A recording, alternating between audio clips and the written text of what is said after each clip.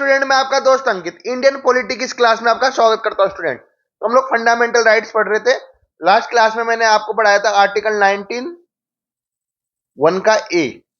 आज बाकी B C D F जो भी है वो कंप्लीट करवा दूंगा। आर्टिकल 19 पूरा कंप्लीट करवा दूंगा स्टूडेंट में आज। चलिए शुरू करते हैं स्टूडेंट।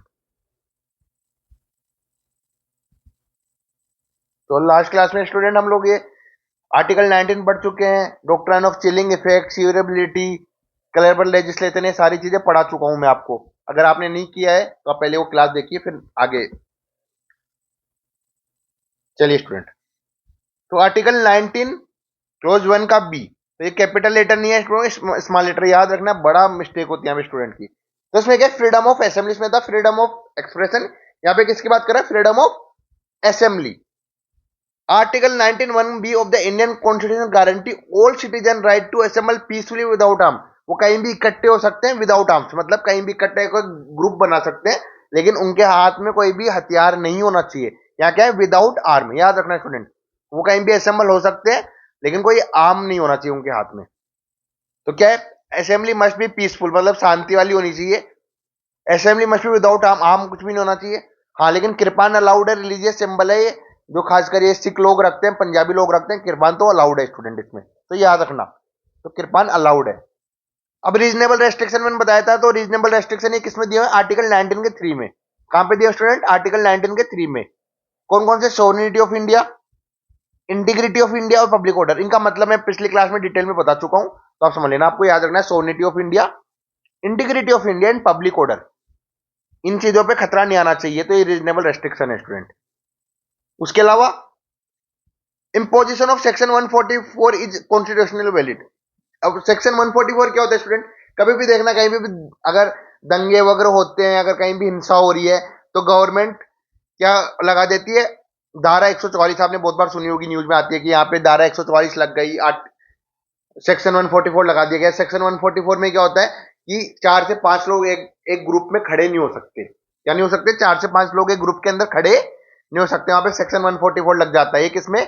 Criminal procedure. अब तो खत्म हो चुका है, अब तो इंडियन न्याय संहिता आ चुकी है स्टूडेंट। तो पहले ही सेक्शन 144 था, तो ये कॉन्स्टिट्यूशनली वैलिड है। क्यों लगाया जाता है? कि पब्लिक ऑर्डर को मेंटेन करने के लिए। पब्लिक ऑर्डर क्या है? रीजनेबल रेस्ट्रिक्शन है। देखिए स्टूडेंट, समझ गए? उसके अलावा right to strike is not a fundamental right. आप किसी भी चीज की स्ट्राइक कर रहे तो कोई फंडामेंटल राइट नहीं है वो आपका।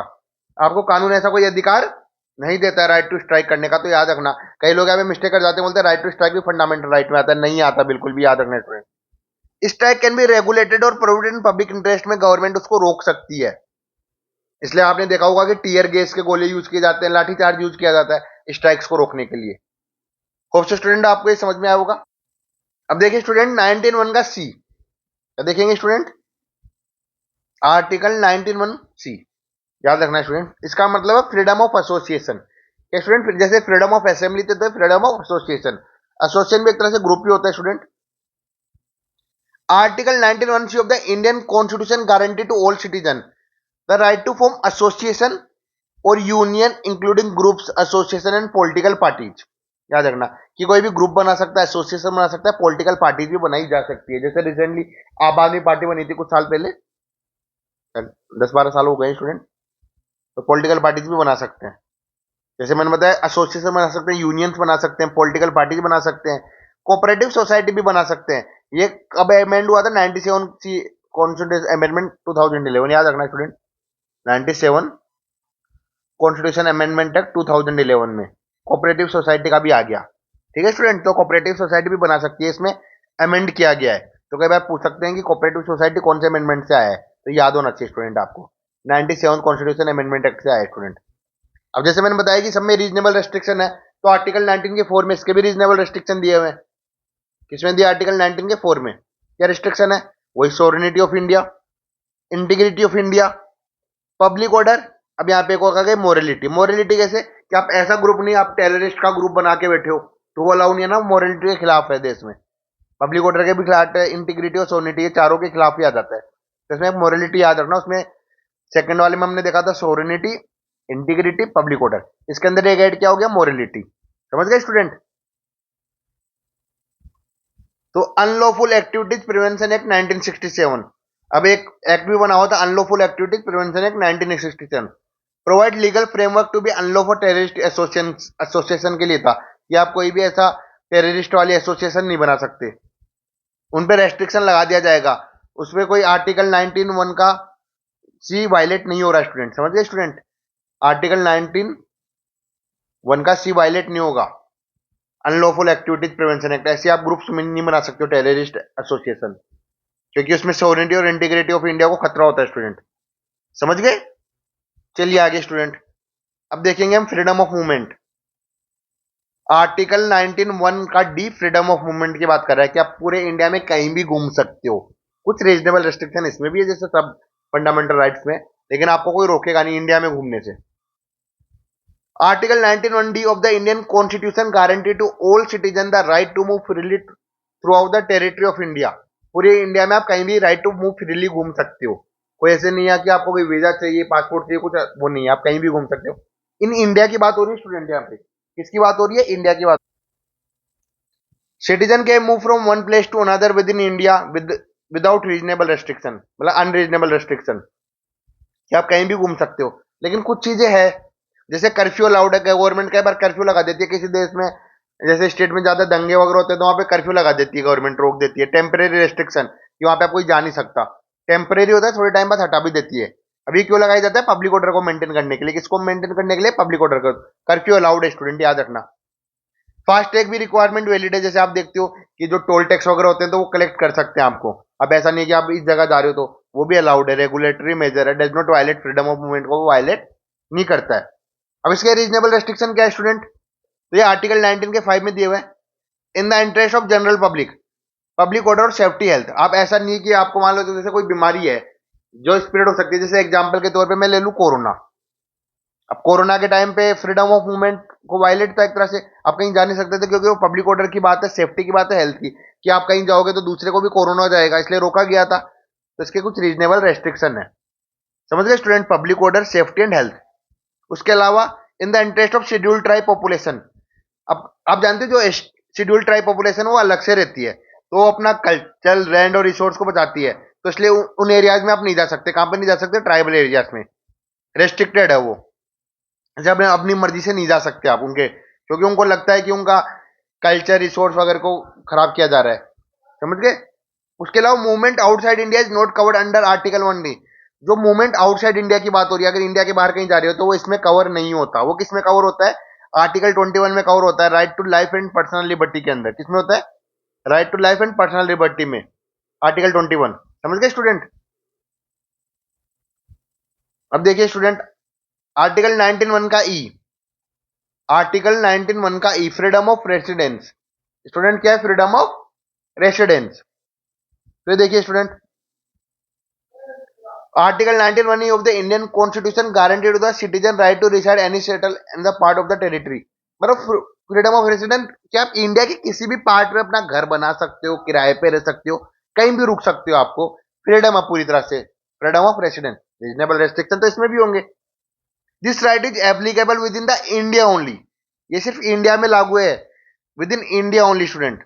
ऐसा नहीं आप विदेश में अपनी मर्जी से नहीं लगा सकते हो घर अपना। Citizen are free to choose their place residence and settlement India.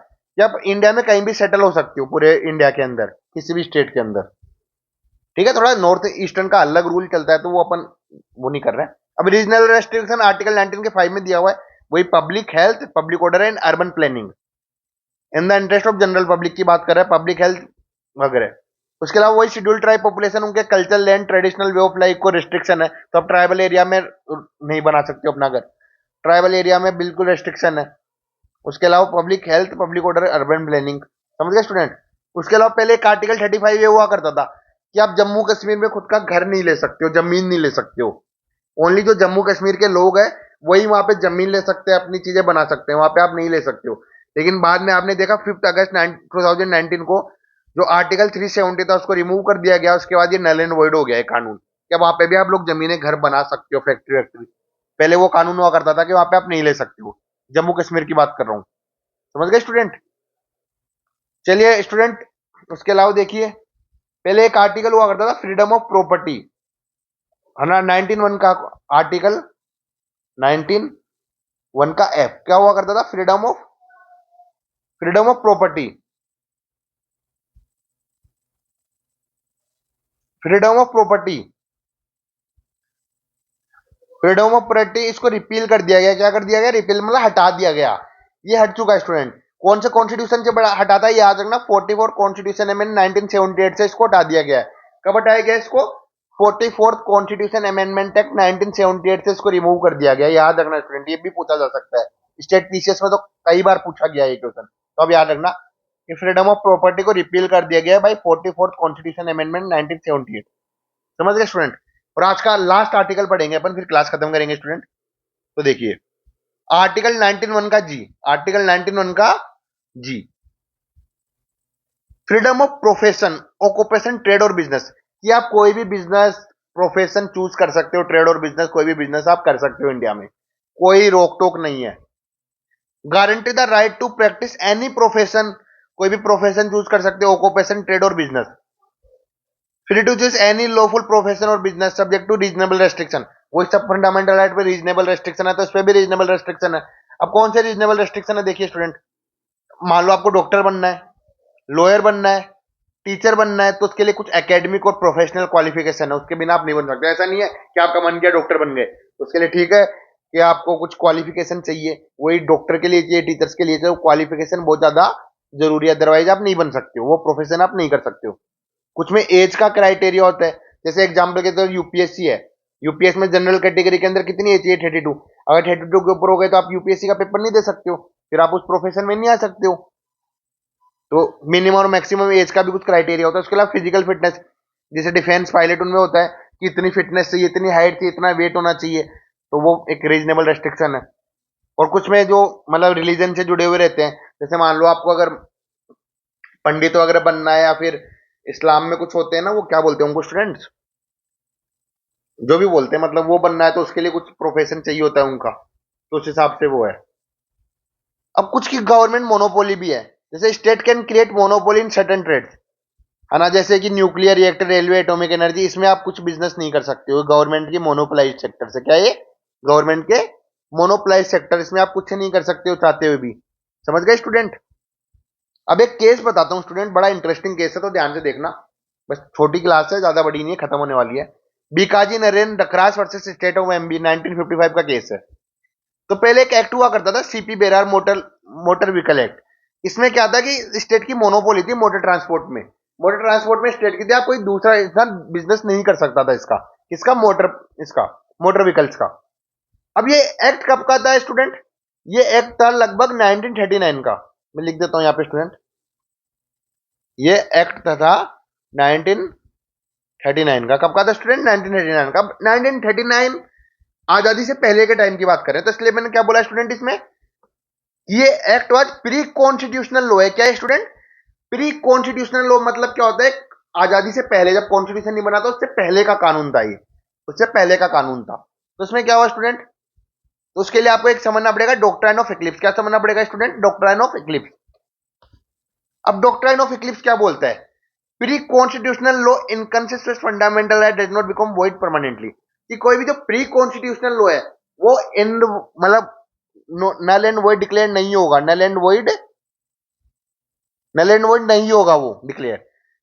वो एक तरह से बोलते हैं ना, उस पर चांद, मतलब जैसे एग्जांपल हो, जैसे ये सूरज है, अब सूरज पे इक्लिप्स में क्या होता है कि, है ना, चांद को, मतलब चांद बोल रहा हूं मैं, सूरज को ढक लेता है, तो ढक लेता है। तो ऐसे ही फंडामेंटल राइट्स के आने के कारण क्या हो गया, जो वो मोटर व्हीकल एक्ट था वो इक्लिप्स हो गया, उसको ढक लिया गया, लेकिन वो अभी तक वॉइड नहीं हुआ है, उसको वॉइड डिक्लेयर डिक्लेयर नहीं किया गया है वॉइड।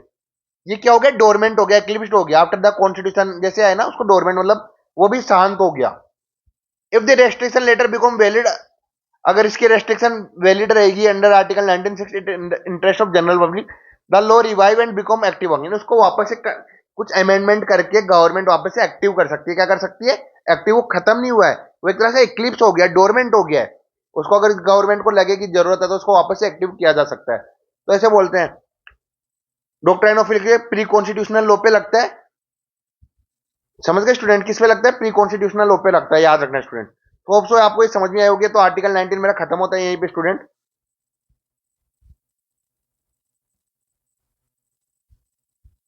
तो आर्टिकल 19 आज खत्म होता है, फिनिश।